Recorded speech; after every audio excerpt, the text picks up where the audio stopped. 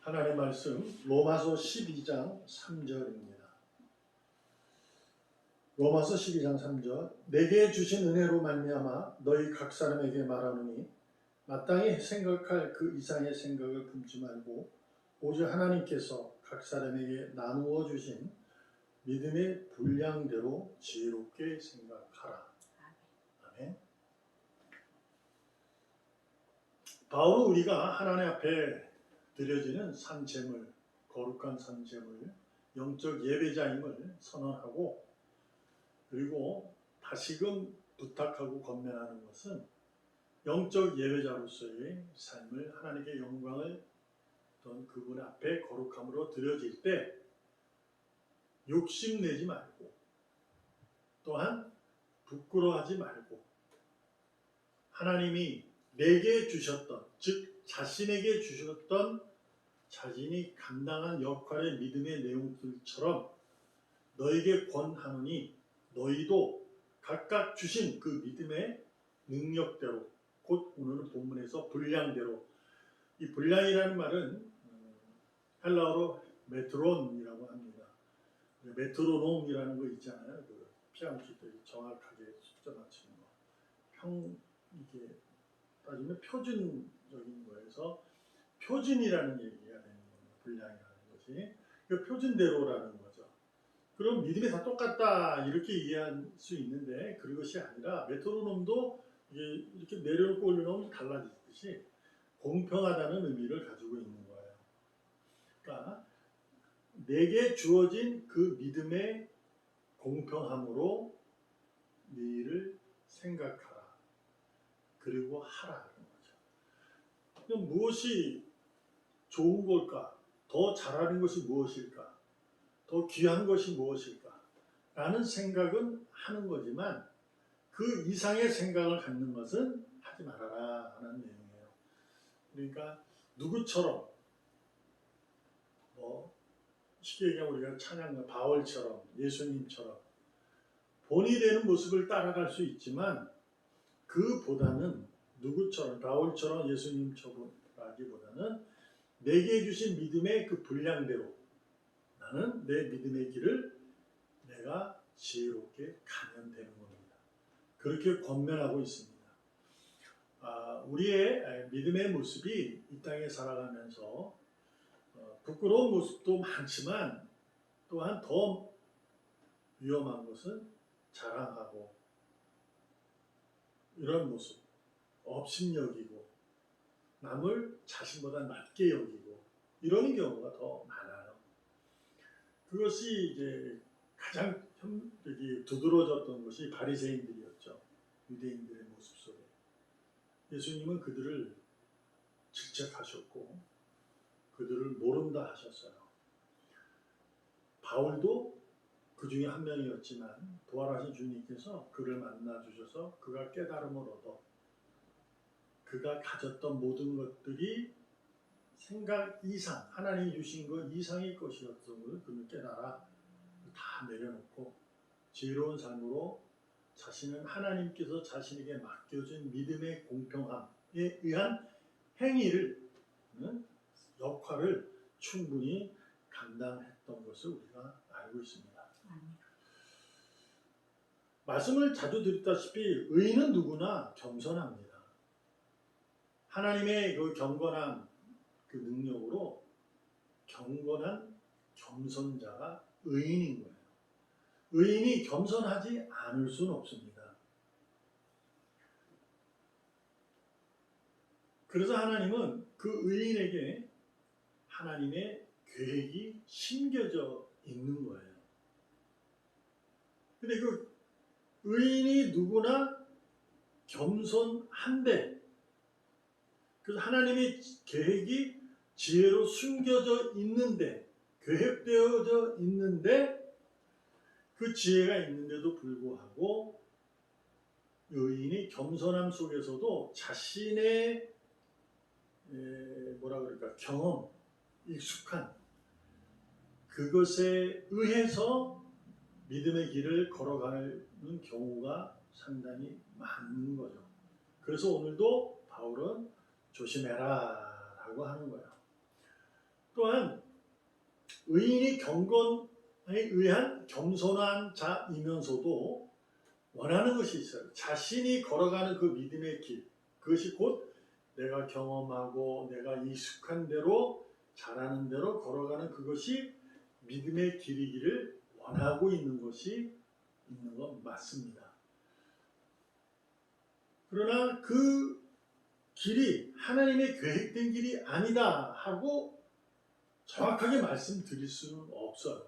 왜냐하면 내가 믿음의 길로 경험되고 익숙한 길을 걸어가는 것이 내가 원하긴 하지만 그것이 아니야 하나님이 라고 말할 수는 없는 거잖아요. 그 길이 믿음의 길일 수도 있는 거죠. 그래서 오늘도 본문에서 얘기하면서 뭐라고 얘기하냐면 믿음의 분량대로 지혜롭게 생각하라 이렇게 심지어 말하는 거예요. 곧 내가 걷는 그 길이 믿음의 길이냐 하나님의 계획된 길이냐 아니냐의 문제가 아니라 무엇보다 내가 의인으로서 겸손한 자이니 내게 믿음의 길은 하나님이 계획된 길이에요. 근데 그것은 하나님의 지혜로부터 나온 길이거든요. 그러니까 내가 지혜를 가지셔야 돼요. 지혜는 얻을 수 있는 것은 하나님을 경외할 때 얻을 수 있는 겁니다. 하나님을 만났을 때 가질 수 있는 거고 하나님과의 관계가 친밀할 때 유지하고 나타낼 수 있는 거예요. 지혜는 그냥 얻어지는 것이 아니에요. 지식이 지혜롭게 이루어지는 것은 상당한 뭐라 그럴까요? 능력? 그 보이지 않는 능력 같은 게 있는 거죠. 우리가 뭐 알잖아요. 아, 총을 쏘는 거야. 손가락에 방아쇠를 당기면 나가는 거야. 라는 지식이에요. 이렇게 뭐 공이가 쏘면 뭐 쏘고. 그러나 직접 총을 쏘게 될 때는 지혜가 필요한 거거든요. 그런 거죠. 뭐 제가 자주 예를 들을 때 자전거는 페달을 밟으면 큰 톱니바퀴에서 작은 바퀴로 이어지는 체인에 의해 돌아가면서 이게 가는 거구나 라고 하지만 못하면 지혜롭지 못한 거죠. 알기만 하는 거죠. 그러니까 지혜라는 것은 하나님의 관계가 늘 유지되고 친밀함이 있어야 됩니다. 그래야 자신의 믿음의 분량을 알 수 있어요. 그래서 내가 걷는 그 믿음의 길이 그것이 경험되고 익숙한 길로 가고는 있지만 이것이 하나님과 친밀한 관계가 있는 의인, 경건한 겸손한 자는 그 길에서 믿음의 능력, 믿음의 행위가 드러나는 거거든요. 그래서 많은 사람들이 봤을 때 자신과 같은 경험으로 그는 걸어가지만 그의 길은 분명히 자신과 같은 경험인데 그 길은 좀 다르게 느껴지고 좀 귀하게 느껴지고 놀랍게 느껴지는 경우가 있는 거죠. 우리 그걸 많이 느끼잖아요. 같은 아버지가 길을 가도 똑같은 길을 가도 좀 다르게 보여지는 거예요. 어떤 분은 좀 다른데 이런 거 그런 게 드러납니다. 이것이 바로 하나님이 계획된 길이기 때문에 지혜로움이 드러나는 거죠. 그 성경에서 우리가 그러므로 지혜로움을 갖는 것이 무엇일까? 하나님과의 관계. 그러니까 뭐 우리가 늘 하나님 찬양하는 걸로 이해할 수 있는 거죠. 그러나 그것을 우리가 한번 생각해 보면 세례 요한을 이해해 보면 됩니다. 세례 요한은 선지자예요. 예수님보다 6개월 먼저 태어난 선지자.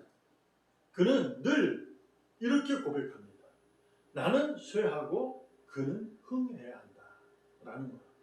그러니까 자신의 삶이 경험되고 익숙한 것을, 즉 아는 것으로 살아가지만 지혜로움은 뭐냐면 하나님과 긴밀한 관계, 즉 주님이 흥해야 된다는 거죠. 이제는 내가 사는 것이 아니라 내 안에 그리스도로 살아가는 것이다. 이런 고백, 바울처럼 세례 요한에 나는 쇠하고 나는 약해지고 그분은 강해져야 돼. 나는 이제 내가 사는 것이 아니라 그리스도로 사는 거야. 이러한 고백이 내 경험과 내 익숙한 길을 걸어갈 때 그것이 곧 믿음의 길이 되는 줄로 믿습니다. 왜? 의인은 겸손한 자이기 때문에 그래요. 그래서 오늘도 바울의 음성, 하나님의 말씀을 통해 우리가 들려주는 말씀 가운데 그 음성을 들었을 때 여러분과 제가 이렇게 뭐랄까 충실하게 걸어가는 줄 믿습니다. 그러나 가다 보면 내 욕심도 있고 내 것도 있어요. 그러나 그 길을 걸어가는 것이 잘못은 아닙니다. 그러나 그 길을 걸어갈 때 주님만이 능력이 되고 그분이 의에 걸어간다라는 고백을 하면서 가길 바랍니다. 내가 주님보다 앞서면 그 길은 넘어질 거예요. 그러므로 오늘도 내게 주신 그 믿음의 분량대로 하나님의 영광을 위해서 믿음의 길을 걸어가기를 부탁드립니다. 꼭 나는 약해지고 주님은 강하기를 원하며 이제는 내가 사는 것이 아니라 주님이 사는 것으로 모든 것이 당연한 것이 아니라 주님의 은혜임을 고백하면서 심주어 용기 있게 지혜롭게 하나님의 나라를 건설해가며 여러분이 걷는 그 길이 발걸음이 손길이 하나님 나라를 건설하는 귀한 능력의 손길이고 발길이 되기를 주님의 이름으로 축복합니다. 아멘. 기도하겠습니다. 살아계신 하나님 감사합니다. 오늘도 우리의 믿음의 길은 우리가 가기를 원합니다.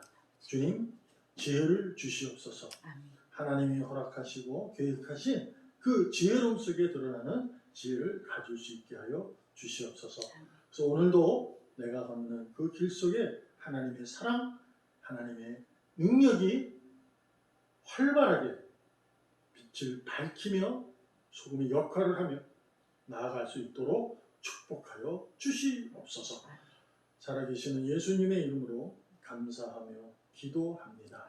아멘. 아멘.